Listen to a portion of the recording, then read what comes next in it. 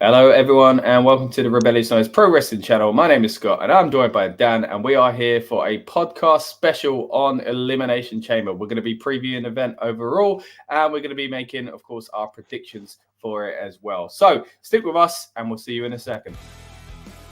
Welcome to the Rebellious Noise Pro Wrestling channel.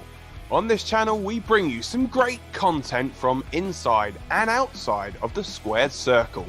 We will go through and offer some in-depth analysis of the biggest events of the year, as well as bringing you exclusive interviews with some of the industry's biggest names. There will also be live show reviews, in-depth features, and podcasts.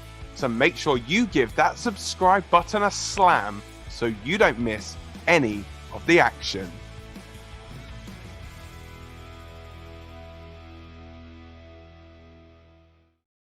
All right, that is it. As I say, we are back here for Elimination Chamber talk. And Dan, it is the first time we're getting a proper TLE in Australia. What are your thoughts on that overall before we get going? I feel like our cameras are the wrong way round, so people in Australia won't be able to see us. So we're upside down. We'll wave it this way so you can see us waving if it is upside down. But yeah, it's... I mean, obviously, the last one was the Superstars Showdown thing. Super Showdown or something like that. Yeah, which was a good show. I remember enjoying that. Was that not the one with like the god-awful DX against Brothers of Destruction main event? No, that was a crowd jewel. That was a crowd jewel. Don't worry. Oh, so that wasn't the one where Kane... I thought that was the one where Kane's mask fell off. Because I know, was it Buddy Murphy, I think, was on that show, and he got a massive pop. But, yeah, he did, yeah.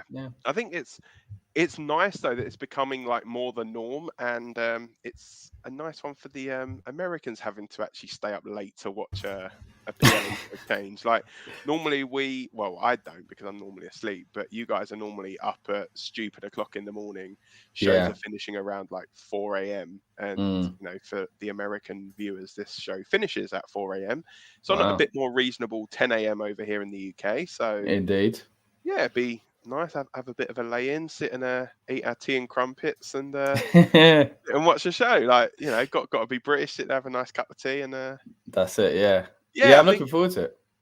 I think it's been good. I think the you look at it this year. I think the Royal Rumble is pretty much the only PLE I believe they've announced, or other than WrestleMania, in the States. You've obviously got Backlash is it Backlash in Paris? They've got Bash in Berlin. Backlash is, I think, technically just outside Lyon. I think. Yeah. Is where it is. We'll say it's in France. There we go. Yeah. Backlash in France. They've got Bash in Berlin in Germany. This in Perth, Australia. Yeah. Exciting times. Yeah, I mean, it'd be interesting to see if we get another one over here in the UK at some point. We do have we do have a show here at the O2 on a Friday in April. I'm wondering if they turn that into a SmackDown tape, early taping or something like that. Yeah. But other than that, it doesn't seem like we've got anything planned for the UK, but it would be good. Well, it's surprising, though, because they've announced the one in Germany, Bash in Berlin, is the end of August, which is normally around SummerSlam time, and no location or anything for SummerSlam has been announced yet. Yeah.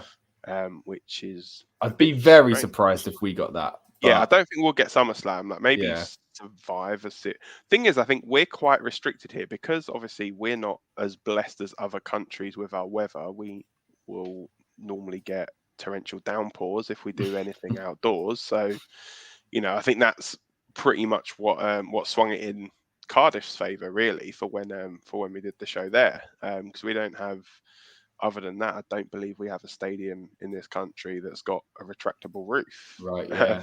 Yeah, true. I mean, they do have that thing in the middle, don't they, when they set up the big stage and they do put the canopy over the top. But I can only do so much, right? But the thing, because the thing is, Wembley's got...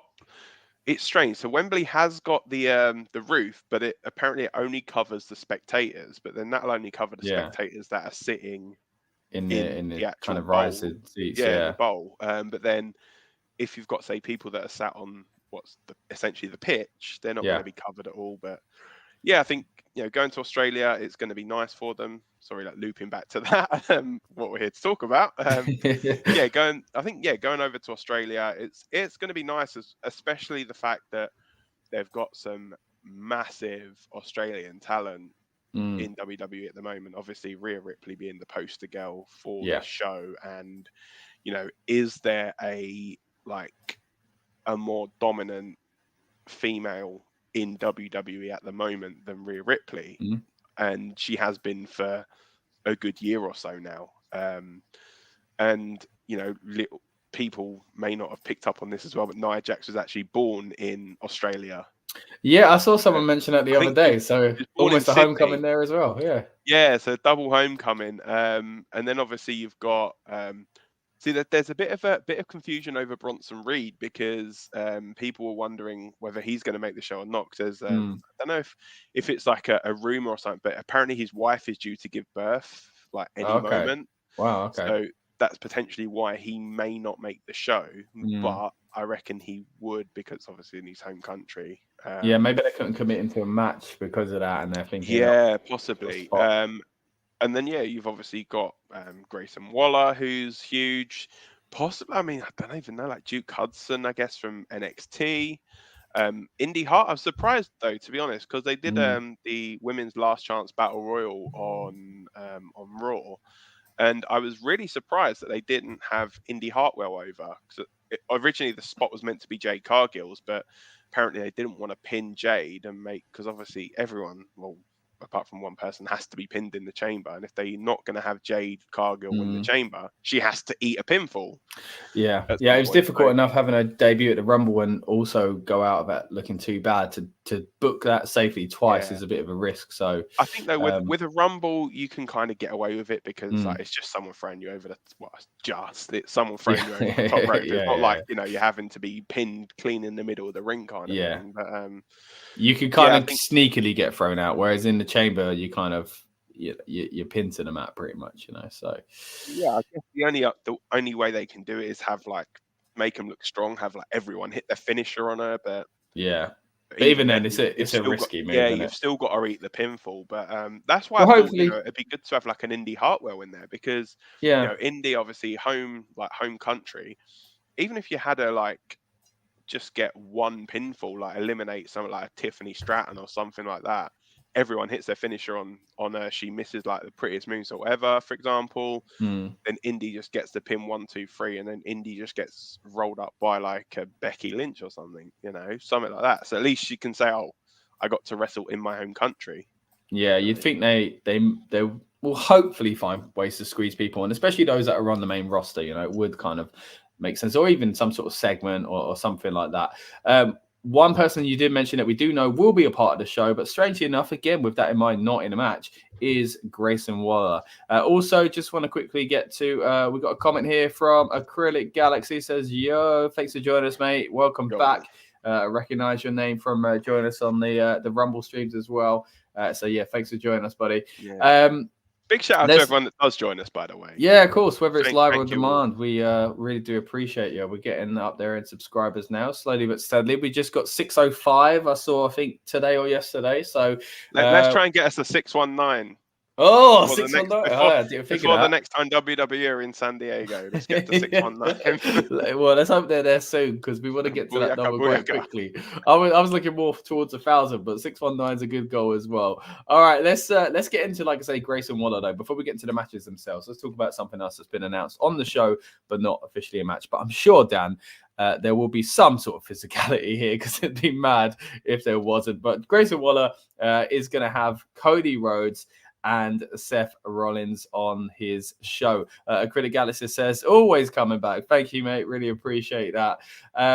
So, what do you think is going to go down here, mate, on this Grayson Waller effect? So I think Seth Rollins is going to wear some outrageously garish outfit to start with. Maybe he'll dress as a kangaroo. That'd be cool. Possibly. So we did briefly mention something like a Bronson Reed or something, but I can see this, because obviously at time of recording they've only announced 4 matches. I could see this potentially being a 5th match added here. So whether it is because obviously Seth is not medically cleared, we know that, hence why Damian Priest has not attempted to cash in Money in the Bank, which he has come out and said. So it's either gonna be Cody Rhodes will take on Grayson Waller. That makes a lot of sense. But the only thing is, then would Grayson get cheered because obviously it's his home country? It's tough, and isn't then it? make Cody the de facto heel in this. Which is a risky move going into WrestleMania. Or you have something along the lines of if Austin Theory is also there, then you have Grayson Waller and Austin Theory against Cody and a partner. And that partner could be someone like a Bronson Reed, for example. Yeah, that would be really good. You know, somebody that will get a pop in their home country. You know, and I'm not just saying like, oh, we need to get every Australian in WWE on this show, but you're going to get something out at the moment for both the show itself, but also the wrestler. There's an opportunity here for quite a few of these guys. Yeah, because I mean, the thing is, when are you going to get to go back there and do another PLE in your home country? You know, you might not ever get that opportunity. I mean, look at Emma. She was celebrating the fact, and then a few hours later announced that she'd been let go. You know, like that was it's so harsh, wasn't it? It's horrible. It's so sad. Harsh, I think that's the worst part about this. But it's let's hope the other people within the company get to do something at least. You know. Yeah, and obviously, you know, if it's true that obviously Mrs. Bronson Reed is about to give birth, then you know, congratulations and spend time with your wife. You know, WWE will always be there. You know, your wife might never get the opportunity to have another baby, so be there with your wife if she is going to be having a baby soon. So, well, I mean, you did start out by saying you don't know when they're going back, and then I like how you've turned that into, well, I guess you don't know when another baby might pop along as well. A Critic Galaxy says Grayson Waller's going to get hurt. It does seem that way, and a show of strength style. Now, I do think, Grayson Waller, I think turning it into a match is a great idea, and this gives that kind of, like I say, whether or not Bronson's involved as well. There's a few different things you could do here, but if he's not involved, there's also still a few different things you can do as well. It's going to get physical, isn't it? It's not. Maybe they're not just going to go there and have a bit of a chin wag and then like maybe they just beat up a couple of cans of Foster's, are they? Maybe they beat up Seth. And that annoys Cody, and Cody challenges, you know, backs up Seth like the way Seth backed him up, you know. I don't think they can though. I don't think. Do you not think any physicality? I mean, he's not literally since he's had the injury. There's not been a single bit of physicality. But at some stage, his first time back can't be WrestleMania, right? Like that is. They'll probably do like the Raw before or something. I think they want to try and leave it as close to it as they can. But they've got to kind of heat him up, you know. They've got to get some sort of thing going for it. While we're quickly on kind of Cody Rhodes and all that, do you want to quickly give your thoughts on his whole scenario going into WrestleMania and of course the changes? We had a deep conversation over the past few weeks on this channel when we did our Royal Rumble coverage, and of course then when we also covered the WrestleMania conference. If you haven't seen it already, guys, go back and check out our kind of watch along and then instant thoughts on the outcome of the WrestleMania XL kickoff show. But Dan wasn't able to join us there. So just kind of wondering quickly, mate, what are your thoughts on the WrestleMania main event scene at the moment? Which, by the way, nothing is official still, but we kind of have an idea where we're going. Tag match and then Rock and Roman versus Cody. But what are your thoughts on not so much predictions what will happen on the night as far as results, but what are your thoughts on this kind of whole palaver? Right. So thankfully you don't need to get the bleep machine out. Okay. Because things have calmed down. Our group chat was lively, wasn't it? Before, it was. Honestly, like if we I think had gone live at the time of like everything, it had just been like it would have blown up completely. But no, so I think in the nicest way possible, I think it was like the left hand didn't know what the right hand was doing. It seemed as though the way that I was looking at it, it was like Triple H was being told one thing, but then something else was going on behind the scenes. So, you know, for me, you would not have booked that finish to the Royal Rumble. I'm still of the belief that you would not book that finish as a Royal Rumble if you knew The Rock was coming in for WrestleMania, because I'm a firm believer that they only changed that around because CM Punk got injured. Yeah, because you don't have Cody point at Roman at the end of it and say, "I want you." It was 2 weeks of confusion, weren't it? Yeah, it was so knowing strange. that The Rock is then going to be like, "Oh, actually," yeah, and then just turn around going, "Oh, actually, yeah, you can have my spot at WrestleMania," and then the next week, I think they just did it all, like, it went all wrong, and I think, in all honesty, I think The Rock was a big part to blame for this, because apparently, if it is the fact that he agreed that in his contract that he would face Roman, then I think that was a little bit wrong, because obviously then that's stifling Triple H's booking. You don't have Triple H as your head booker. The thing is, and though, then turn and dictate like, "Oh, I want a match with the biggest person at WrestleMania," taking that spot away from somebody else. I mean, first of all, I don't think. Well, we don't know that happened for sure, but even if it is the case, wrestling fans have been clamoring for that match for years, and every kind of thing he posts online has got comments of, "You should face Roman Reigns." And when he finally gives people what he thinks people want, I don't think that's a problem. I think the issue is it is all about timing, and I think he was unaware and tone deaf of it, and thought it weren't going to be too much of a backlash. Thankfully, there was, and I do think they kind of changed it up on that. But again, if you want to know a little bit more about our thoughts on that, go back and watch the WrestleMania press conference. But let's get into match by match. Go on. So apparently, it has now come out that that because of the fan backlash, it was actually The Rock turned around and said, like, backstage, he's like, "Look, this is too hot on Cody, so we're going, like, I'm pulling out of the main event." Yeah. As for the tag match on night one, I don't think they're going to do it. I think because obviously with Seth's injury, I think they're going to. Because the thing is, you got to think, right? You've got 3 men in that match that have all then got to wrestle on night 2. Yeah. All it takes is one dodgy fall, one dodgy turn. One of them gets injured, you're screwed up with one of your main events. It is risky. It reminds me of the. You got to say Seth Rollins is facing, I don't know, the winner of the Elimination Chamber. We know that's going to happen. Yeah. Seth goes over on his knee in that match. What's that then going to mean for night 2? Well, with Seth, you've always got to get out of jail card with the Money in the Bank cash in. That's at least there. So, but I understand what you're saying, because it does remind me a lot of All In. Because when you went into All In at Wembley, the opening match on the pre-show was MJF and Adam Cole winning the ROH tag titles, and they were in the main event against each other. And I was just terrified that one of them was going to get injured. It would have ruined this amazing story that they've been telling. Of course, Cole does get injured, but thankfully, at least time-wise, it was after that match had taken place, a good while after it, not on the event itself. But it definitely is a risk. That's a risk, because I mean, in the nicest way possible, if The Rock got injured, it wouldn't matter too much. Yeah, because he was not expected to wrestle the next day. Yeah.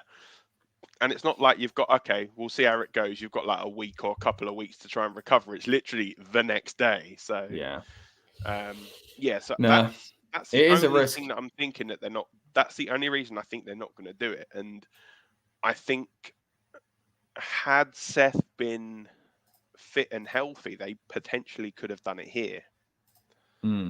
Because, I mean, the weirdest thing is, right, so this whole thing of Rock and Roman, they could do that match at any time. Like, people said, "Oh, why don't you do it in Saudi? Why don't you do it at SummerSlam, Survivor Series?" It's like, The Rock specifically said WrestleMania, so he's not wanted to do this, and he's not willing to. I don't know, man. That's just a rumor. You can't say that for sure. Like, you have no thing to say he said that. Like, we've got to be honest. Like, well, we can't paint him as a bad guy. We have no idea. These are the reports that's come out from like reputable people, like Sean Ross Sapp and people like that have come out and said, that he was specifically. People had said to him, like, "Oh, why don't we do it in Saudi?" And he's like, "No, it's WrestleMania." I mean, I wouldn't want to. Like, it is a WrestleMania match. I mean, it could. I reckon SummerSlam would make sense. That's the best of both worlds. Or Survivor Series, because Rock debuted at Survivor Series, didn't he? And they did like the 25 years of the Rock at Survivor Series. And he weren't even there. Didn't even bother showing up. Well, he might show up here. We might get some bloodline interaction. It could even happen on this Grayson Waller effect. We don't know. But what is likely is Grayson Waller is going to get a big cheer, and he's going to basically heel up against his own hometown fans. And probably get beat up himself. But let's get into the real action. One of those promos of, "Oh, I'm glad I got out of this place," blah blah blah. Exactly, yeah. Let's move into the real action though. Let's talk another match with, as you said before we came on air, with quite the international flavour itself.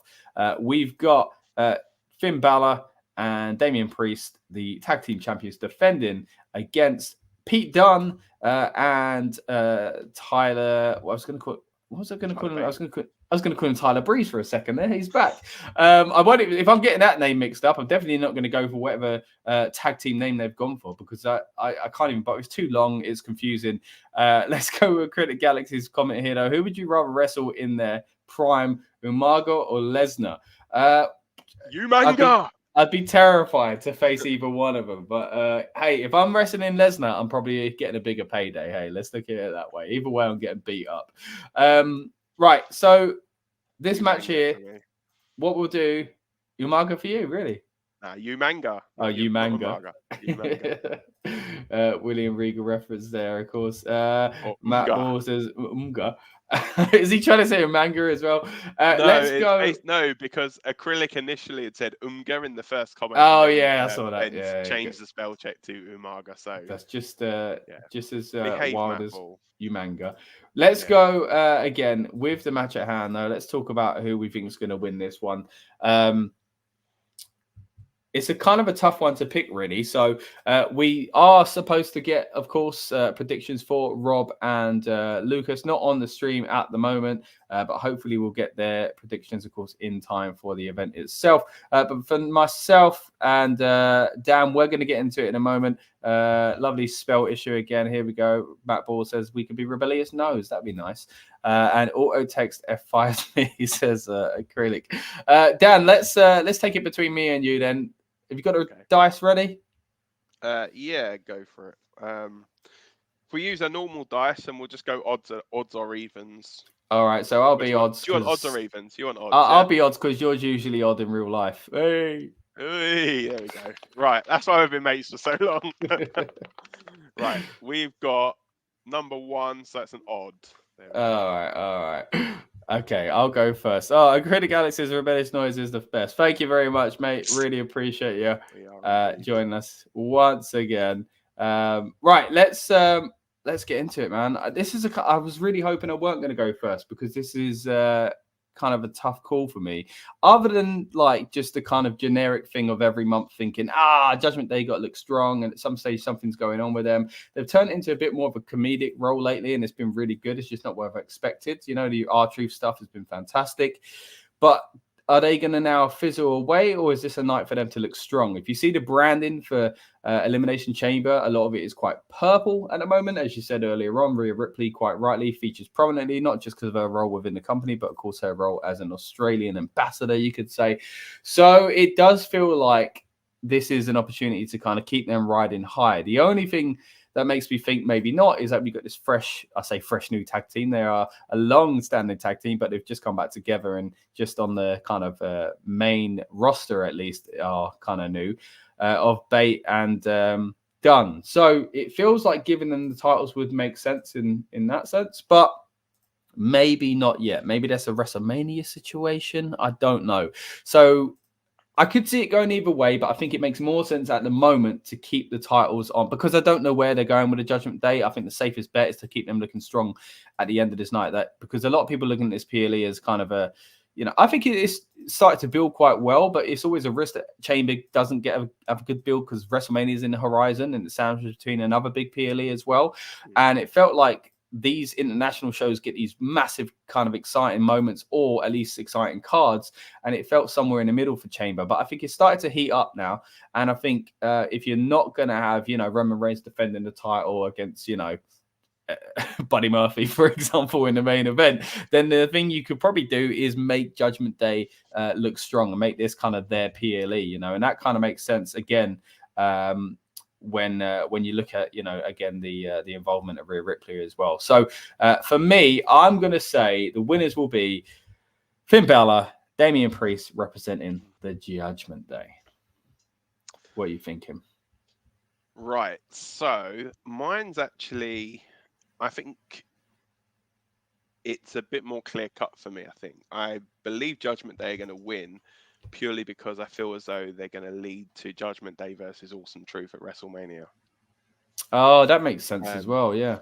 Yeah, because obviously there's the whole thing with R-Truth, and Also, be interesting to obviously see what they do with the Miz, because get well soon. Maurice been diagnosed with cancer as well, so we send our best wishes. I think it's a pre-cancer thing, right? It's like hysterectomy she's got to have, isn't she? Yeah. So, I mean, we don't even know. That's the thing. We don't know how long that's going to be, and if Miz is going to be taking any time off, which we probably imagine he would want to be at his wife's side, and someone's got to look after the kids as well. So, but I think Judgment Day for me.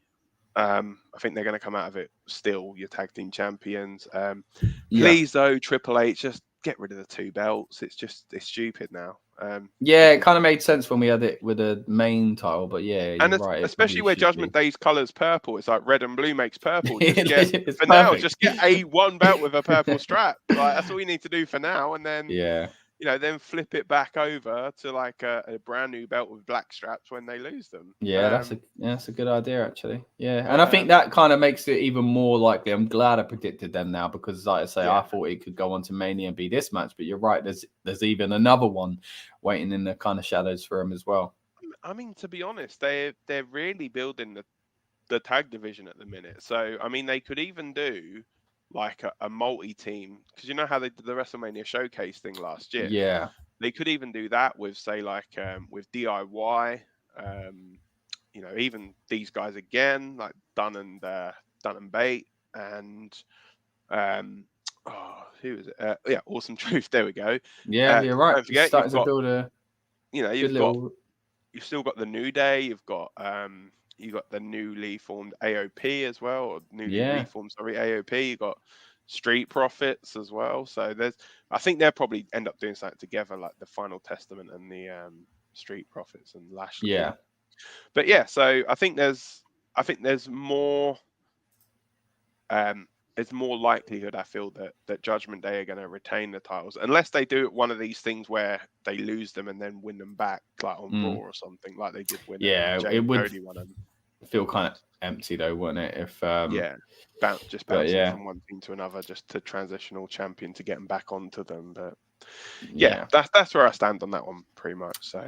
All right. Well, as I say, if we don't get anything sent in by the time we come off air, we'll hit you up with the. Kind of predictions from Rob and Lucas. No, they don't do it. They void. You use it or lose it. You got. We should start getting strict with it, shouldn't we? A Create Galaxy says that these streams are more interesting here than some of WWE press conferences. Thank you. Probably not more interested in AEW ones when they go all wild, but I take the compliment. And says, love it when you lads are live. Thanks, Rebellious Noise. Thank you so much, mate. And we love it when you guys join us as well. Much appreciated there. I mean, we can spice it up and have a dust up if you want. Should we have a big argument? Should we shoot then? That way. All right, let's before we do break out into a fight, let's get on to another match. We'll predict a fight instead. How about that one, Dan? Let's move in if we must. Let's do one of the chamber matches, right? Let's do no, you know what? We'll go straight in with a title match. We'll go, because I think the chamber match is going to lead to a lot of talk about, obviously, the winner of this match. So let's go in. Of Rhea Ripley, it's a fantastic picture. Yeah, let's talk. That's the first time I've seen that. That is amazing. And then it's pretty cool. It's actually on some of the promo. Well, she's wearing the same makeup, at least on the similar promo for the main. Why is Nia Jax dressed like a priest? She is dressed like a priest. Maybe she's had a change in career. Maybe she's going to be like a collar thing on. Yeah, she's the new Devon Dudley. She's going to have Deacon Batista with her soon as well. Deacon Dudley. Who's giving the RKO, Dan? Me or you? I don't know. I reckon I might be able to jump higher than you. All right, but then again, you're quite a bit taller than me. Higher than me, but my back. I can't do that anymore. All right. We've got Matt's comment here has got a naughty word in, but I'll say what he says. It says women's title defenses are. You can read it in the comments yourself, guys. But it's basically rhymes with bank. They're not very good. It does. Thank you for your comment, nonetheless, Matt. I thought you might be pressing that on the screen. Right, let's get back to it though. Who's winning this championship match? Let's go with a roll of the dice again. I'll be odds, you'll be evens. Let's see how this one goes. All right. We got number 5. And again, I don't mind going first for this one, though. I will say Rhea Ripley. It would be absolutely crazy to take the title off of her. The only thing that makes me concerned is the age-old thing of making someone look bad in their hometown. But it feels like we've gone away from those days because we've gone away from that regime. So, and even when we were still in that regime somewhat in the past few years, it felt like we've gone away from that anyway. And it would be a ridiculous decision based on that, but also based on just where Rhea is at the moment in the card and where we are as far as in the calendar. You know, we've got WrestleMania coming up soon anyway. And of course, a big part of this conversation, I think, will steer into who's going to win that number one contendership match later on as well. So for me, Rhea Ripley, it is that kind of spanner in the works in the sense that I think last year or around this period, no, it was for Backlash, weren't it? For Zelina, you know, you do get these moments where you think, you know what? You know, they are pushing, maybe, but it tends to be, you know, that kind of B-level person or someone that you think, oh, maybe they're going to put in the top spot. Maybe this could happen. But 9 times out of 10, it's not. It is sticking with the champion, it would seem, especially if it's a dominant champion like this. Matt says that every match should be in the chamber. Could you imagine? Be a bit like, what was it, Lethal Lockdown that TNA used to do. And this is a fantastic comment as well from Matt. Judgment G'day. Fantastic. I don't know if anyone said that yet. Brilliant. Matt, you need to make T-shirts. Dan, what are your thoughts, though, on the Women's Championship match? Is Rhea Ripley walking out of her home country still as Women's Champion? Of course she is, because she has to go into WrestleMania to defend her title. So, yeah, I think it's 100% it's Rhea Ripley. You know, it would be, I'll be honest with you, if it was still the previous regime, it would be Nia Jax walking out with the title. But yeah, for me, it's Rhea Ripley. Potentially, you'll get like stupidly like R-Truth try and drag Damian Priest down to try and cash in or something stupid like that potentially. But no, yeah, I think, to be honest, the interesting thing though is how they're going to do match placement with this one, because on paper this should main event the show. Like, everything has been built around Rhea Ripley. Yeah, and it's the only title match. To put her on like second or third is a bit, you know, to me it's a bit stupid. But then obviously the whole thing of the show being an elimination chamber and how stacked that men's chamber is, you know, you could even see that going last. But then, you know, would you maybe have that go on first potentially? I don't know. But yeah, for me, I think Rhea wins it. I think it has to go on last, and I think the closing shot of this PLE has to be Rhea Ripley standing in the middle of the ring, title above her head, all the fireworks going off, and the whole crowd basically chanting her name. And that's a huge call, because I didn't think that. I think there was, and I completely understand why, and I like the idea, and that is a great visual. But I just think ultimately this isn't a main event match, and I don't want to be harsh to either, you know, woman, but it's not a main event match. And could a women's match main event? Yeah, there plenty of times in the past I've been pleased with it. But when you've got 2 chamber matches, even though they don't have titles involved, it is frustrating when you don't have a title as the closer. Don't get me wrong, but this isn't a main event match. I think Nia's improved. Nia's been really entertaining since she's come back. But realistically, there are other women's main events that could potentially be a main event sort of thing. I don't see it. I think it'd be a strange way to end the show match-wise.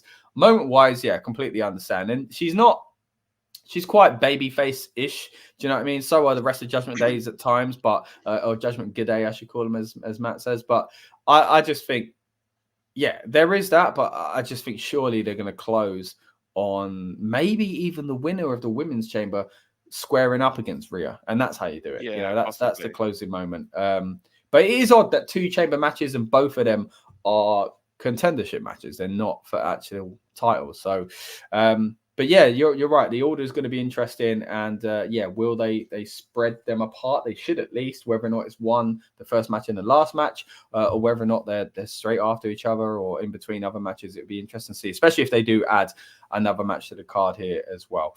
I reckon they'll go like chamber tag title, chamber this.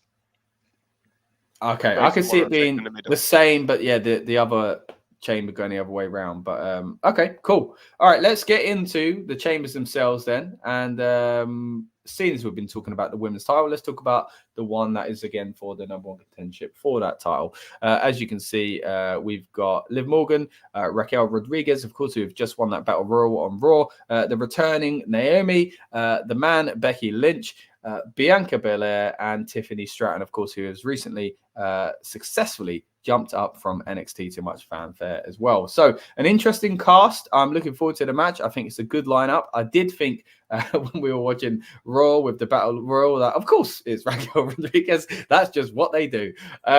So, yeah, we'll see how it goes. It is a shame when you look at some of the people in there who haven't had much of a shine lately, talking, Liv, and of course talking Bianca as well lately, who, while I'm glad has stepped back from the main title picture, it'd be interesting to see what she does do at Mania. Maybe it is a Jade Cargill situation, because spoiler alert, I don't think she's winning this one, even though she's a strong candidate. But with that in mind, Dan, do you want to give us Jade another? Cargill, did you just say? You don't think Jade Cargill's Bianca. Win it? No, sorry. Yeah. Oh, I thought you said that. But I said Jade because I Cargill's think she'll win. face. No, because I think she'll face right. Jade Cargill. I was going to say I'd have a tenner on Jade Cargill not winning. Yeah. All right, go on. Get your dice out, mate. Let's give it another roll. Right, let's go. All right, so we've got. Oh, helps support into there. There we go. 5. Oh, what do you know? Look, there's a bit of shenanigans there. There was a bit of a. Do you want? All right. I'll go first. No, it's fine. Fair is fair. I'll go first. Right. I am an odd number. You are an odd man. Let's take it. I'm going to say, again, I'm glad to go first on this one, because it's, for me, the most obvious of the night. No, actually, no, I wouldn't say most obvious. I'd say quite a few of these feel quite obvious. I'd say but still, Becky Lynch is winning this match, and it'd be absolutely crazy if she didn't win this match. Not that I'm massively clamoring for that match at this moment in time, because Becky Lynch hasn't been as kind of, exciting and fresh and hot as she has been in recent years. But she, again, much like Bianca, like I said for her, I wanted them to take a step down and come back up. And I think Becky's done it successfully. So I've got to give her credit. She's still a fantastic performer. And I think that is a main event match. Bianca Belair as well. But Becky Lynch versus Rhea Ripley. And I do hope they stick to that. I do hope it is a one-on-one. They don't muddy the waters by adding someone else in, because I think, again, we've called for years about having big matches in the women's division that don't revolve around the title. So that'll be, for me, Bianca doing something else elsewhere, hopefully with Jade Cargill. And for me, I want it to be Becky Lynch, because I think the best match for WrestleMania is Becky Lynch versus Rhea Ripley. It's a match that has been kind of years in the making, if you look at stars that have been kind of kept apart. And yeah, I think it is deserving of the WrestleMania card. It is a title match at WrestleMania on paper as well, and I think they will perform very, very well. The match itself, looking forward to it, man. I think it'll be a good one. I'm hoping people like Liv get a good showing. Naomi having just come back. I think Bianca's always got to look strong as well. And then you've got Raquel and Tiffany. So I think one of them are going to go out early, and that makes the most sense for me, because we are still building something with Tiffany. She's only just come back up. For me, Raquel's got to go out first, because it'd be damaging to Liv. It'd be damaging to Naomi, in my opinion, unless you do it kind of carefully, but it's a risky move. So all in all, looking forward to the match. Good cast and crew in here, but for me, it's got to be Becky Lynch, because they've been building towards this before the Rumble, and I really like that going into the Rumble, that they said about all these potential Mania matches, and they hyped us up about a lot of different kind of scenarios, both in the men's and the women's divisions. And this one, I felt like, well, if Becky's not winning the Rumble, that's a ready-made feud we've got going forward after it anyway. I just didn't think they'd be using the chamber to get there. And now that they do look like they're using the chamber to get there, it cements my kind of belief that it's definitely Becky Lynch. What he said. Is it exactly the same? Pretty much, yeah. Becky Lynch for me, all day long. Becky Lynch. Yeah, essentially everything Scott was saying, just copy and paste. Control V. Yeah, or a Command C, Command V if you're using Macs. But anyway, yeah. So I think for me, yeah, it's got to be. I think Becky Lynch makes the most sense.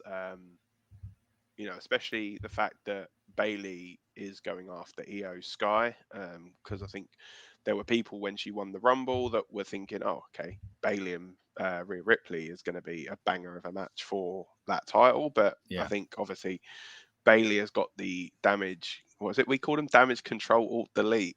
It is now. She denied it. She denied it. Bayley, yeah. Yeah. So yeah, she denied it when I spoke to her. Yeah, but If you haven't yet, check out the interview we did do with Bailey, where I was pretty sure that this script would be coming to an end soon, but there we are. Yeah, I'm also. I'd be very surprised if we don't get the old Bailey music and the Bailey. Yeah, that's what Rob was saying a little while ago on stream as well. I think that'd be a fantastic moment. I hope we do. But yeah, I think talking of that, I mean, you know how I like to use these platforms to have a bit of a moan. Go on, let's go.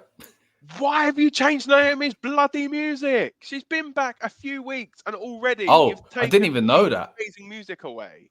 I didn't even know that. Literally, she came out for this battle royal, and the new music is like N-A-O-N-I,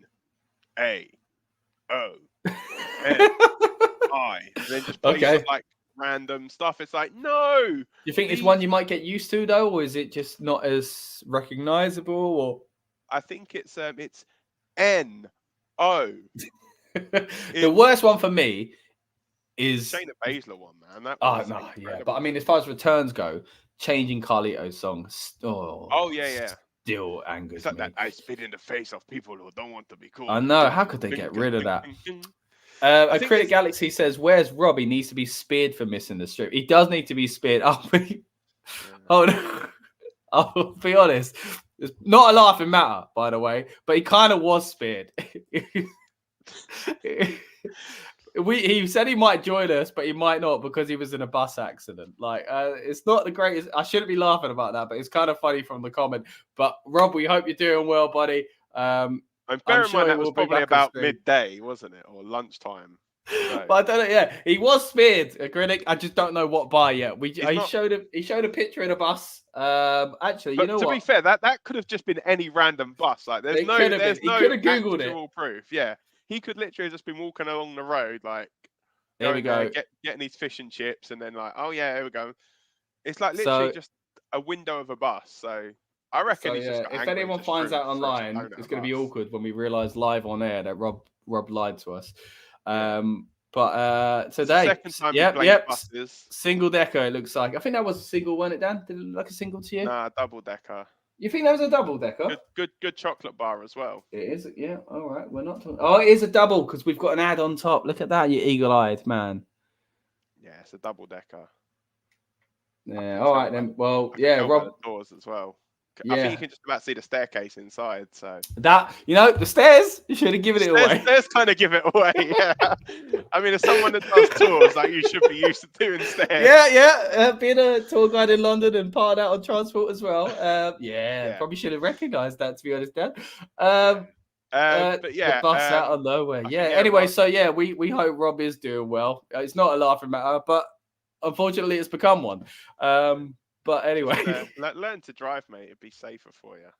Oh dear. You can't go any faster than like 10 miles an hour in London anyway. Because you're sat in traffic. Yeah. So anyway, there you go. Right. I mean, they just zoom through bus lanes. Let's get. Where were we? What match are we talking about? I don't know. Royal Rumble 2023, I think. There we go. It was the Women's Elimination Chamber. So you think it's Becky Lynch? Okay. Women's Elimination Chamber. Yeah, it's going to be Becky. And you had a rant though. Did you do your rant? Yeah. Were we halfway through your rant? The annoying thing with Naomi's theme song. Oh, that was it. The song. That was it. Yeah. Yeah. It's just so annoying. And the thing is, the time you can tell that it's really frustrating that they keep doing this is when it gets to Royal Rumble. Oh, it's the music worst. hits and nobody can, like, you have to physically look. And people have said this that were actually in like the building for Royal Rumbles. They said it's terrible when you have to look at the entranceway or look at the things around the ring to see the name pop up. Yeah. To be like, oh, that's who this is. Whereas, like, one thing Triple H needs to do is bring back Jim Johnston. Oh, bring 100%. that man back at any cost. Pay whatever he wants. Get him back in. I don't think there's a bad song that man produced. Yeah, I mean that, and obviously the characters. See, was it CFO? I always get confused how to read CFO that name. Money, I think. But they dollar sign. I mean, that's what it seems like. They're obviously trying to get rid of their songs. It seems, but Def Rebel, I think, do it now. Yeah. All right. Def anyway, Rebel, yeah. I'm gonna bite my tongue. A critic says, "Rob, we send love and we send RKOs and advice. Don't fight buses. We didn't fight the bus. Something fault the bus he was on. It seems, but yeah." Anyway, so going back to back to people that are going to also get hurt, and that's in the Elimination Chamber. There we go. Plexiglass might smash just like that bus door smashed. Well, I doubt it if this is going to be the first match, because then, yeah, it'd be a bit of a... all right. Yeah. Well, but I anyway. think it might be the last, but either way. Yeah, maybe. Who knows? Work with me, yeah. But yeah, so yeah, for me, Becky Lynch, I think Tiffany Stratton, I think might be the first one out here. I think it could be a case of everyone kind of hits the finish on Tiffany. Like, it could be that she goes to hit a prettiest moves or whatever, misses that, then gets hit with like a couple of big finishes and then eliminated. I think it will probably get down to Becky and Bianca, I think, will be the final two in this. And then they'll just have like a little banger for like 10 minutes, just the two of them. And then, yeah, I think it's definitely going to be Becky getting her hand raised at the end of this. And then Becky and Rhea have the little face off at the end, fireworks going off. Congratulations, blah, blah, blah. And yeah, leading to WrestleMania, where Becky Lynch could become the first woman to headline 2 WrestleManias, if you're classing like one main event as a main event. Yeah, that'd be great. So Becky Lynch for me. Yeah, I think he, like, I'm trying to think, like, the whole EST WrestleMania, undefeated stuff is a bit of a confusing thing, because it feels like, are they mentioning it because she is going to lose at WrestleMania? And like, because if she goes and faces Jade Cargill and beats her, that'll be quite weird. If she goes into this and loses, then as in the women's title match, then fair enough. But I think ending it is kind of wise on like you're predicting, Bianca versus Becky, because I think you don't have that risk of people looking at either one of them going, we want something different. Like, they're basically in the same position. They're both kind of people that have been pushed to the moon, been champions for a long time, and both taken a step back recently, and are kind of understanding if they get back to that level. For me, more so Becky at the moment, because she's been away from the title picture longer than Bianca has. But yeah, so I think that's a good final two, and it makes sense. They are the most prestigious kind of wrestlers in that match, you could argue as well. A critic says, but seriously, do we know if Rob's okay? I predict 3 doors smashed at Elimination Chamber. But we're still talking about the bus. As far as I know, mate, he's doing all right. I think he's a little bit banged up and just needs a little bit of a rest, but he's probably just doing the British thing, probably just sitting down, having a cup of tea, and everything will be all right. Yeah, hopefully he's all good. I'm sure he'll be here on the next stream if he doesn't manage to hop in for a little bit tonight. Which, by the way, I should let you know, we are going big, guys, for Elimination Chamber. As Dan mentioned earlier on, it's at a reasonable time for us here in the UK. 10 a.m. start for us in the UK. So that means our build-up is not so reasonable for us, because we're going to be starting that early in the morning at 8 a.m. If you haven't joined us for a build-up show before, guys, basically we get yourself and ourselves hyped up for the big event, and it's a real fun stream. We kind of go off on tangents. We talk about the latest kind of news to go into PLEs, what the rumors are, and go more in depth on predictions and things like that as well. And then after that, we are going to be continuing our coverage with a watch along. Again, it's not often we get to see PLEs at a reasonable hour, so it's a great opportunity for us to do a live watch along. So if you're going to be watching Elimination Chamber, then hey, why not join us and have us in the background as your little kind of a commentary team as well, because we'd love to have a chat with you throughout the show. And then after that, we'll be coming straight back, of course, with an instant reaction review of the Elimination Chamber PLE event. So we're going quite big, as I say, with our coverage for Elimination Chamber. And if you haven't already, please subscribe to us here at the Rebellious Noise Pro Wrestling channel. We really do appreciate every single one of the 605 that have subscribed so far, and hopefully we'll have a few more before we get to the chamber, and a few more thanks to our coverage at the chamber as well. So again, if you haven't already, please press that subscribe button and ring a ding that bell. We've got a little I was going to say, what do you call it? A run-in. Let's call it a run-in. We've got a run-in here from Lucas. So we're just going to throw him into the stream. How are you doing, Lucas? Mashallah, all good. All good. How are you? Yeah, good to see you, mate. Thanks for joining us. Happy Friday. You what? Happy Friday. How late? At least he bothered to show up. Yeah, I come again. There was a car crash. Let's hope he's all good. But Lucas, no crash for you. So you've joined us. We've just been talking about most of the matches, but we're about to get into the men's chamber. So we'll swing round with predictions on that one here. We'll do away with the dice. We'll let Lucas dive in first on this one, and then we'll have the dice between myself and Dan after that one. But Lucas, first of all, hot and ready, I hope.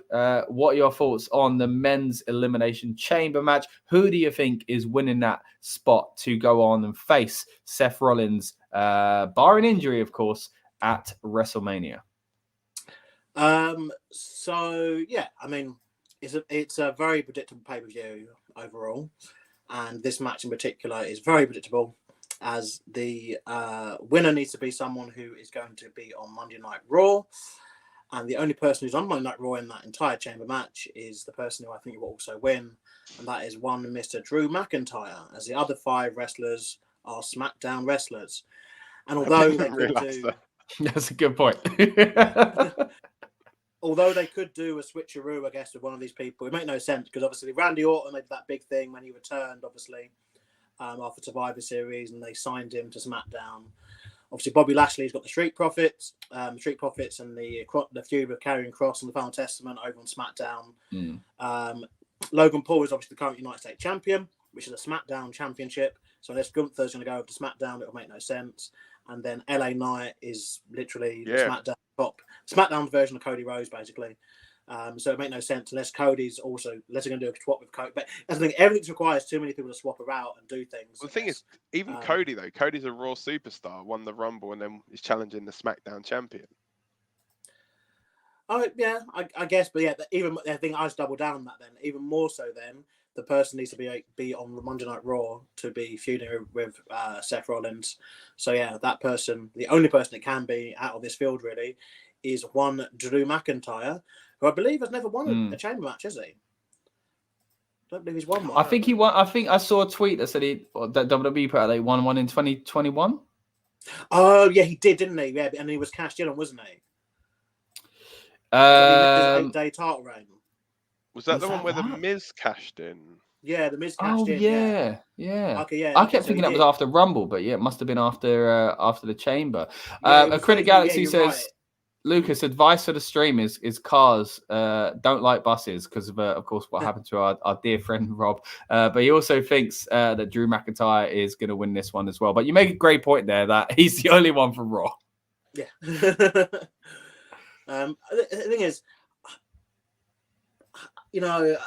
obviously I may or may not be able to join you for the pre-show thing. But I'm kind of feeling a bit underwhelmed by the pay-per-view as a whole. I don't know. I think the initial promise of this pay-per-view to what it's kind of become, I don't know. It's just it just feels a bit default, you know. And I think and not just this one. When I look back at the last couple of years, I don't know what they've done to the chamber, but it just seems a bit like a stopgap, you know. And it doesn't really feel like they ever kind of, throw any curveballs. I mean, fair enough saying that. I guess they did do the cash in. I guess last, 2021. I guess you could say. But that was obviously during the pandemic era and very, very different kind of times, I guess. But I don't know. It feels like it's all very default.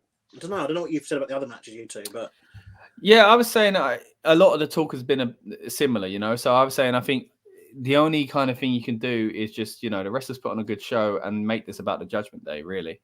Which I think Rhea poster girl anyway. The purple logo and stuff like that. It just feels like that's the best thing to do with this show. But I would say that I felt exactly the same way as you until things have slowly started to, be built. It was all about WrestleMania until like Raw, it felt. And they've suddenly started to kind of remind us a bit more about the chamber. Of course, you had the qualifying matches anyway, but until the ball really gets rolling, you don't really think about what that's all about until they kind of get really close down to who's actually in the match. So now I am a bit more excited about it because I do think the field is strong in both chamber matches. And there's potential for interesting things to happen in the other matches, even if the kind of results are kind of predictable. But I do think it could be a really good show, but I'm with you in the sense that it felt like we were promised the moon and the stars just a few months ago when it first got announced, and now it doesn't really feel like it's that much of a big deal. Whereas Cardiff felt huge, Puerto Rico still felt huge, London felt huge. It does feel like they've got the raw end of the deal. Yeah, but how much of that? I mean, it's just down to bad luck, I guess. Some of it, with Punk being injured and the whole thing. Good point. Yeah, definitely. But it is weird. People thinking The Rock was in the wrestler on this pay per view. It's really odd. But, all right, let's not go down that rabbit hole again. We're going through all that anyway. All right, go on, Dan. Was you going to say something, or should we get the dice rolled for me and you anyway? No, let's get it. Let's do it. Cool. Right, so we've got number five again. Oh, mate, it's me before. Okay. Well, I'm with Lucas, I've got to be honest. I think Drew McIntyre makes the most sense. And Drew is massively benefited from the CM Punk situation. And I think that's rightly so. I think Drew was on an upward trajectory anyway. We've been talking about it for years. Years, to be fair. He was getting quite stale and he needed a little bit of a refresh. In the last few months, we've been talking about it bubbling under the surface, him turning heel. And I think the fact that they've capitalized on the Punk situation by not only now seemingly putting him in that position on the card, but also the way, the T-shirt and the memes and all that kind of stuff, and just ramping up him being a bit of a naughty boy, So I think it's been great for Drew. He's done wonders, and I'm all for him winning this and then going on and beating Seth at Mania. But that's another story for another day as far as getting to Mania itself. But yeah, I think Drew is the best one here. If it was Kevin Owens, it doesn't make much sense for me. LA Knight, yes, I think a few months ago we'd have that risk of, maybe I could have said another word there. Sorry. Yeah, you're right. It was right there for me. But realistically, he doesn't need it at the moment. And I think we're going into Logan Paul, and that's probably why he's in this match. As Lucas rightly said as well, Logan Paul is US champion. You don't need to give him it. Randy Orton doesn't really fit as far as Seth Rollins at the moment. And Bobby Lashley, again, has got stuff going on elsewhere. So while all of them are main eventers in any arena, to use a wrestling phrase, it's not likely at the moment other than Drew. And if Drew doesn't win, I think I'll be quite angry, if I'm honest, because I think he does deserve to get this position as well. And I think it kind of makes me wonder. I was kind of in faith thinking, they're turning him heel, they're going to do something. What was that something going to be if it weren't for Punk coming out of this? If maybe it was Cody, if the Cody thing all along wasn't going to be happening, it was going to be The Rock. So it's kind of hard to tell. But what we've got at the moment does seem to be Drew McIntyre versus Seth Rollins. And I think that's the right way to go. And I think it's the way they will go. Dan, what are you thinking? So if we can just flick that graphic back up again. I'll just quickly go through this. So I don't know why they put Logan Paul in it. I think it's pointless. I mean, the only reason is to set up something with LA Knight, but then they could have done that as like a singles match potentially. Bobby Lashley, again, don't know why he's in it, and Kevin Owens as well. It's like Lucas was saying, they're going for the Raw Championship. Like, why is Sami Zayn not in this match? Who's a Raw superstar? Why is Jey Uso not in this match? Why is Gunther not in this match? There's plenty. Yeah, Gunther can't travel, but other than that, yeah. Well, yeah, Gunther can't. Yeah, I guess Jey as well, isn't it? Because of the. Is it? Oh, okay, maybe, yeah. But then still, I think it's Sami still Zayn, a good. Sami Zayn's the big one, yeah. Because why is Sami not in there over what's it called, over like a Lashley or a KO kind of thing? I actually do think long term Sami might get into that match against Seth and pin Drew, because I do think Sami might be going for the title, but maybe that's a little bit later at SummerSlam. I'm just going to quickly pull up the critic thinks Kevin Owens might put Logan Paul through the door. That could make sense. Yeah, that spot we mentioned it earlier on. Always seeing how many. I think a critic also guessed that there will be 3 smashes through glass on this as well. So we should do that on the night. Someone's going to get taken out and Bronson Reed's going to take their place. It all depends. I think Bronson Reed's more likely to be fitted in elsewhere, like you said earlier, if he is available. Because I mean, you think so. You got who else could you have used? Like you could put in realistically someone like a Chad Gable could have been in this.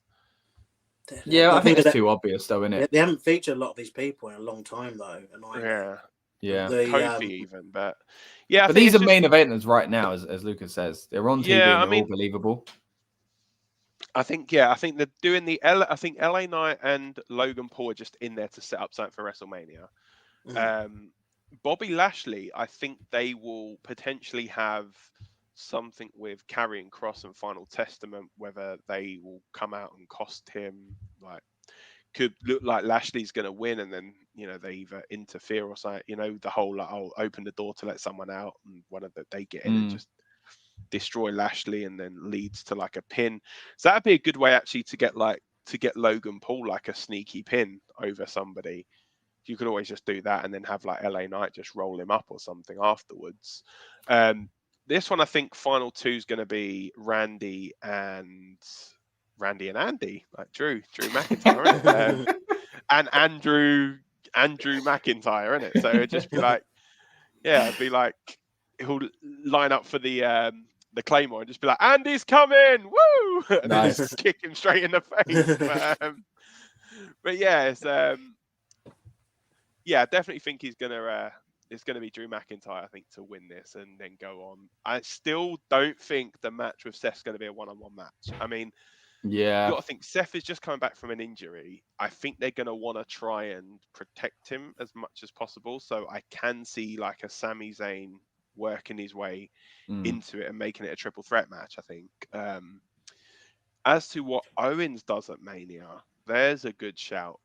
I mean, so I did actually think they could potentially do something where they could do like a multi-man ladder match for the US title, potentially. Do you think like people that are not doing nothing? Yeah, I think it needs to be a one-on-one though. The thing is though, on the SmackDown side of things, you think like a ladder match between like Logan Paul, Kevin Owens, LA Knight. Is Trevor on Raw or SmackDown? Trevor is on Raw because Samantha Irvin. I'll put him in that as well. Yeah.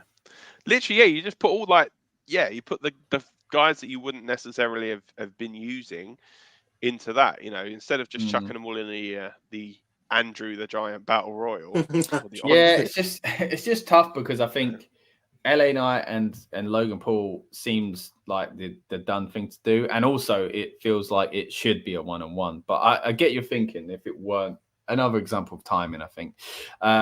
A critic also says his orders as well. Thinks Logan Paul out first, Lashley eliminated second, KO out third, Randy eliminated fourth, and then the final two being LA Knight, but with Drew McIntyre to win. That'd be a good way to get some heel heat, but it might be kind of risky on the LA situation. But people are really behind this kind of heel turn for Drew as well, so they might be forgiving of it in that sense.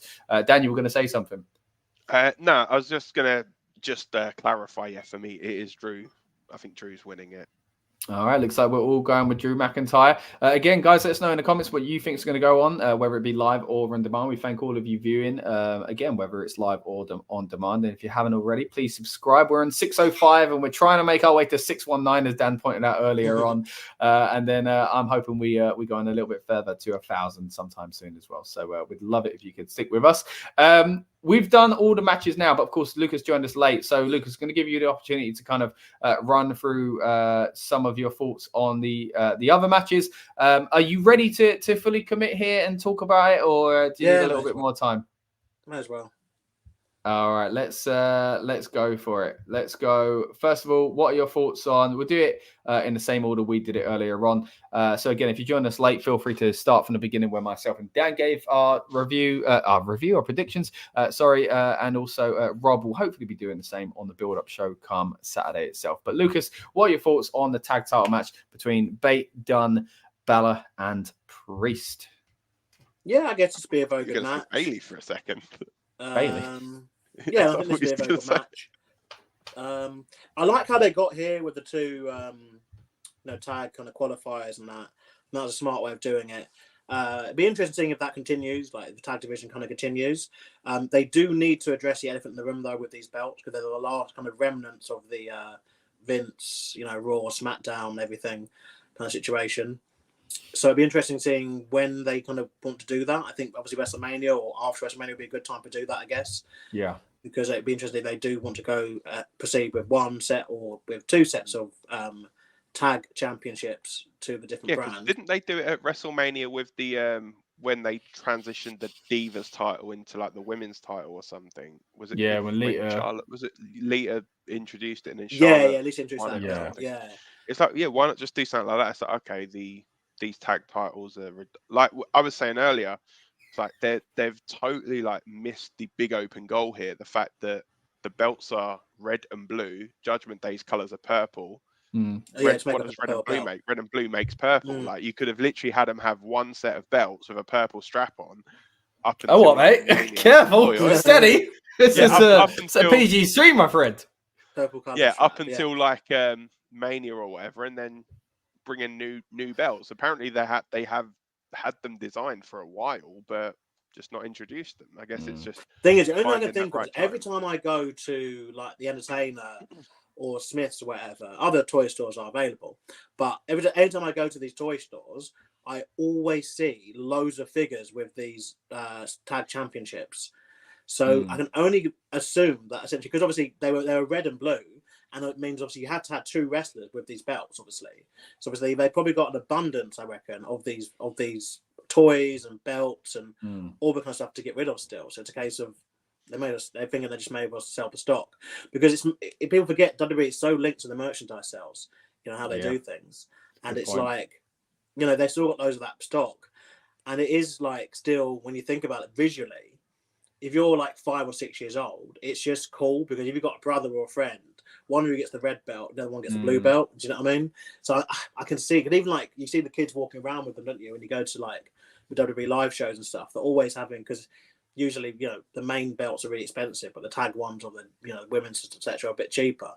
So I can see, but I do think it is time to move it on, and maybe they might do that around Mania season. In terms of this match, though, it is, as far as I'm concerned, like a kind of stopgap match. I'm not too sure what the Judgment Day do at Mania. I guess that's for another time. But I don't think it'll be anything to do with this match. This seems like a one and done. Like they want to get up the wrestling match on the show, kind of thing. They know this will be a good, solid wrestling match. It might even open the show to. Actually, no, it won't actually, because there are 2 chambers, isn't it? So one each end, I guess. But yeah, I can see it's being that solid kind of tag match. But the Judgment Day will be victorious. All right. Before we jump into the, go on. Yeah, because I was saying that it's going to be. I think leading into Mania, it was going to be them against that Awesome Truth potentially. Yeah, that makes sense. Truth, or you know, or even like doing like a 4-way or something with you know how they did the WrestleMania showcase last year. Yeah.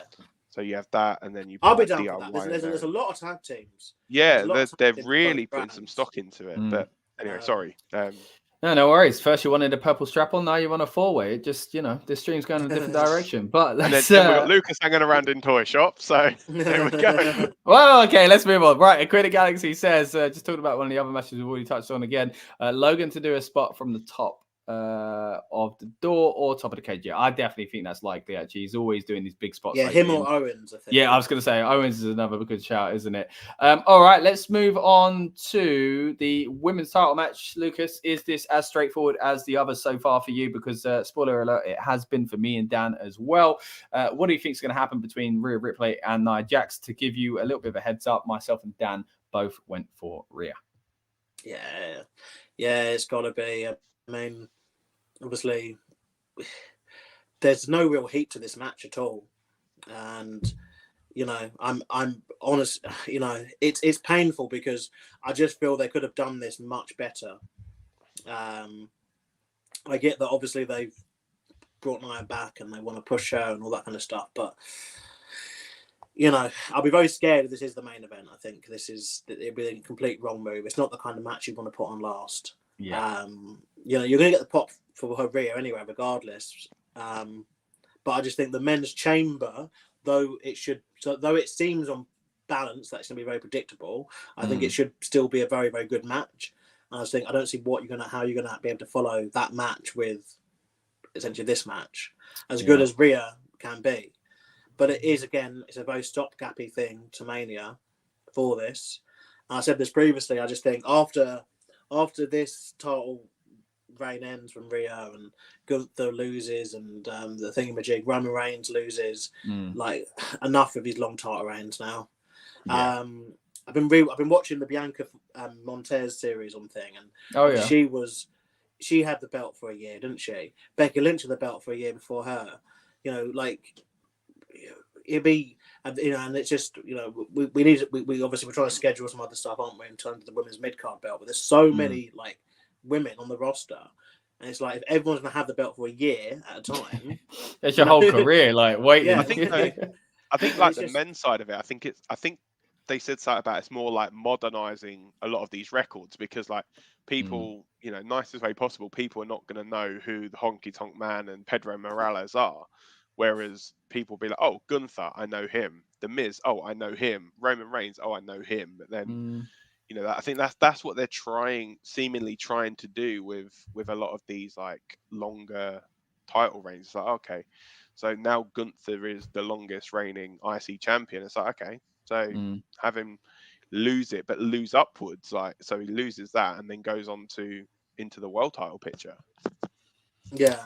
I mean, I can see somewhat, but I think it's the fact that it's happening like so much at once. Yeah, it kind of belittles each reign because if Gunther was the only champion that had that length of reign, but it's that his reign is what only half of Roman's.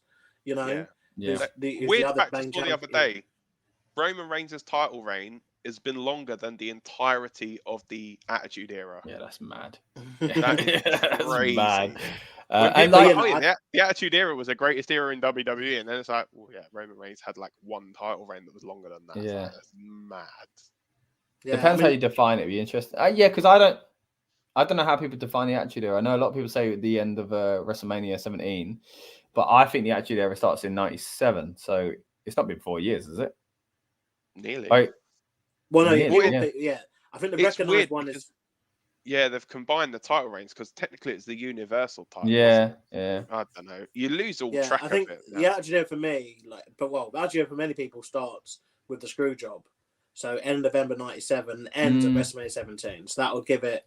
That literally only is 3.5 years. So yeah, it is basically Roman's. Yeah, I guess so. I mean, again, it's all subjective. They were doing a lot of the Attitude Era stuff like prior to that, like 96 with the whole Austin 316. Yeah, and then the set changes early 97. Vince does that speech about we're not going to insult your intelligence anymore. Yeah. And then also there's so much Attitude Era stuff going into the Ruthless Aggression era as well. So it's never going to be quite smooth, but there we are. Credit Galaxy said 7-minute Scotch match won't be a long match. Keep Rhea looking strong. Probably about right. But we're going to get out of here in just a moment. But before we do, we'll swing it round to Lucas for his final predictions on the show. And we want to know, of course, what he thinks of the match that this will kind of be a big part of as well, because we're going to find out who faces the winner of the one he just predicted with the Women's Chamber match. So, Lucas, with that in mind, who do you think is winning the Women's Chamber and going on to face who you think will be Rhea Ripley? So this one isn't as predictable, but I would say it's 75% going to be this person and 25% the other person. But I'm between Becky Lynch and Bianca Belair. I think they're going to go with Bianca facing Jade Cargill. Yeah. Definitely now that obviously Charlotte is obviously injured. It just feels like that would be the most natural match to kind of exist for Bianca Belair. I think they would have probably done Charlotte and Jade at Mania, if Charlotte was fit, because then I feel Charlotte could have probably eaten the loss more. Yeah. Yeah, I think that's a good point. Obviously, you got the Naomi having a return kind of pop, and then obviously Liv Morgan again. Actually, she only returned at the Rumble as well. But yeah, it just. This is the thing, that kickoff show, it just, why would you bother with Rhea and Becky face to face unless you want to do the match? Like that's the issue with this. Yeah. And although they could do a swerve and have Bianca win, and then if they do, but Bianca and Cargill's just got to happen. It's the match. Like it is just the match. Sometimes you don't know why it's the match, but it is just is the match. Yeah. We've both gone with Becky, if that helps. It does. Like because I think that's the correct answer. But it's just do they throw a curve? Like is there a curveball in this one? Like Bianca she could win. Like a Chelsea. I'm trying to think where to go afterwards. Because it is a very predictable PLE at the moment, isn't it? It does feel like it. Like I'm thinking, we spoke previously about the men's title being triple threat. Could they do that with the women? Like, could they have Bianca win and Cargill come out and they're going to get something out of that, or yeah, I guess if anyone could come in and say my contract says this, but then that's not a very babyface thing, so maybe she'd be a heel. Yeah, there's not too much time as well between. Yeah. Oh, what do I think about points? I don't think we Liv or Raquel or Naomi. Naomi's in there just to get the return pop, obviously, because she's just returned and it's her first big pay-per-view. It's like, okay, that's cool. She probably might have a good showing in there, and I guess from the women's side of things, she's probably in there to do like an extreme kind of spot. I'm guessing, some sort of leap or athletic kind of. You'll probably get Tiffany do like the moonsault off the British moonsault, whatever, off the pod. I don't know how she's going to do that because it's like more springboard. Like I guess they call it that. It's like when Van Dam did the 5-star for ladder. It was never a 5-star properly, was it? It was always just like a splash. Splash. You know what? Oh, it's boring every wiggery, isn't it? Are you sure what you're going to do this, Lucas? You famously not won any of these yearly things. I don't know where we are with the points at the moment, guys, because we've lost count, but... Watch him pop up with someone really random, like, or say, "Oh, it's going to be like Stephanie McMahon or something." Yeah, I'm gonna go for Bianca Belair to win. Bianca Belair. All right. Well, it's not a bad. To be honest, it's not terrible. If it's not Becky, it's Bianca. So it's exactly one of the two. And I think I said they're for me the final two anyway. You did. Yeah, so that's what I think. They're the final two. Yeah. It's it's a weird way where they go with it. I'm just thinking, they just had their series drop on Hulu, haven't they, a couple of weeks ago? She needs to be doing something, and it would. But then again, what does Becky do? Well, I guess they could have. This is where, to be fair, they've still got a few weeks. They could obviously then have Bianca lose the title shot, and then Becky still faces, or they could set up a fatal 4-way, like involving Becky, Bianca, Jade, and Rhea. Like, I think there's still like many storyline options, and I think because they're going to be, if they are going to go down the line of having Logan, they're going to have Cody and Roman. And then obviously the Rock involved, that kind of stuff. So and on top of most likely setting up a tag team match, you're still going to have Io and Bayley. You're still going to have most likely a singles match for the IC Championship. Then Logan and LA Knight. Like you're going to have like a lot of singles matches like being set up over these shows. So I think it wouldn't be, especially with the women as well. Like you'd argue, like it would be good if they did a women's multi-person match for the championship. I don't think they've done one at Mania since like 35. No. 35 triple threat, yeah. Apart from the tag stuff, obviously. But it'd be good. Triple H said he wants to get more women on the shows. This would be a good way of doing it. Have 4 of them compete for one of the women's world championships. There's a lot of reputable main eventers in the women's division as well. Sorry. Panto? He was saying you can throw in Natalia, but I was saying there are a lot of reputable women in the headline spots as well. I mean, this graphic alone shows Liv Morgan could easily be in the main event at WrestleMania as well, for the title. So could Naomi. And, again, if you're doing one or the other between Becky and Bianca, you've got that option there as well. We've got Jay Cargill maybe could be thrown into a spot like that as well. Before we get out of here, going to quickly swing by to some of a critic's last comments here. It says Becky to win, Bianca runner-up moves on to Jade, 1 top of door spot, 1 run-in is a Critic Galaxy's prediction. Thank you so much for that. And again, to everyone that's commented tonight, if you haven't already, get your comments and your thoughts in down below on the on-demand stream as well. But we'll start getting out of here now. Acrylic on instead of Rob. Rob hopefully will be joining us soon. Do you reckon he had his mask on the bus? That's all right. Let's not go into that anymore. But we will be back in a few days' time, of course, on Saturday itself for the build-up show, as we always are on this channel, where we're getting ourselves and yourselves hyped up for the PLE, and we'll be doing it this time around with Elimination Chamber in Perth as well. We'll be promoting the show, but also just going through what we think is going to happen, talking about all the kind of last-minute rumors and speculation flying around. We'll be talking about the set design. I know there's been a leak already on X, so have a look at that if you haven't seen it already. And we've also got, of course, as I mentioned earlier on, a watch along. So if you are going to be watching live, then we'd love it if you could join us live as well. Have us on in the background to be accompanying you and let you know our thoughts as everything goes down on the show. And then after that, we'll be hitting you with an instant reaction review as well. There should be more content coming your way in the next few weeks and days as well. And we will be very happy to see you there. Joining us in the comments once again. Thank you to those that have joined join us tonight. Thank you to Dan, to Lucas, and we hope Rob is doing well and is going to join us very soon. Anyone got anything special they want to say before we get out of here? All good. Enjoy Elimination Chamber. And let's get a pay-per-view over here again soon. That's it. All right. And we'll see you guys on the next one. Thank you very much for watching. We've been the Rebellious Noise Pro Wrestling channel. We'll see you in the next one. Welcome to the Rebellious Noise Pro Wrestling channel.